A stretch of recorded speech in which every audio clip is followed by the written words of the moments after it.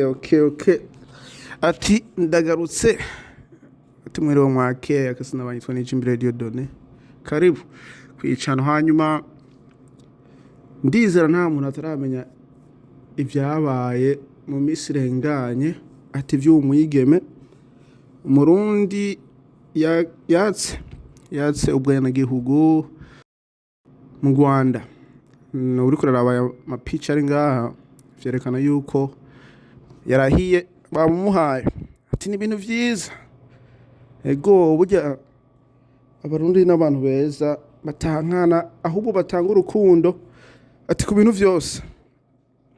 Ego umurundi hagiye hose urukundo rwamara ruramukurikira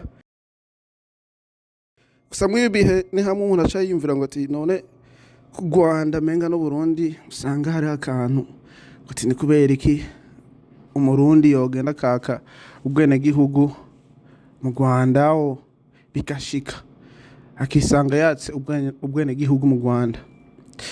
Burya umuntu wese ngo ati ngo afise droit yiwe nyana afise uburenganzira bwiwe urumva ntawe ushobora kumubuza.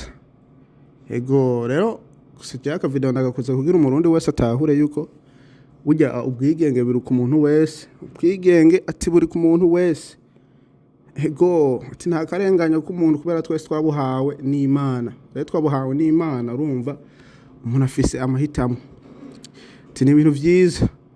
Mugani ingwano hagati y'abarundi cyane ngaho ku ma social media urumva zizokwamaho zamyeho tuzogwana nabo mu buryo buba buriko buracamo.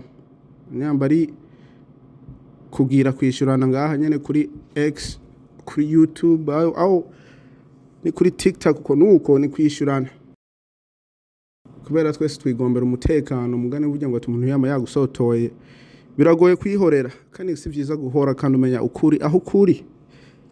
Rero umurundi ati wame washize ukuri kwawe ahabona uvuge ukuri wereke ukuri kirabihe. Ego kandi urukundo rwame ari rwone rukuranga ari rwone ruturanga twese. Aka video sindagashitse ngaha ngati ngo ndikonda shwana ndiko ndidoga ya ubwo ni kwerekana yuko burya umurundi ahariho hose urukundo rwama rumuranga kandi umuntu wese afise ubwigenge ati bwo kugira gukora ico yifuza gushikaho yifuza kunuko kubera twese twabuhawe n'Imana. Ego ari maka video karaka ndizera ko wagize umunsi mwiza maze ka video karungikira n'uwundi muntu. Ego akazina banyitwa n'imbere Diodone ati tuzosubira kubona niyo twabonana.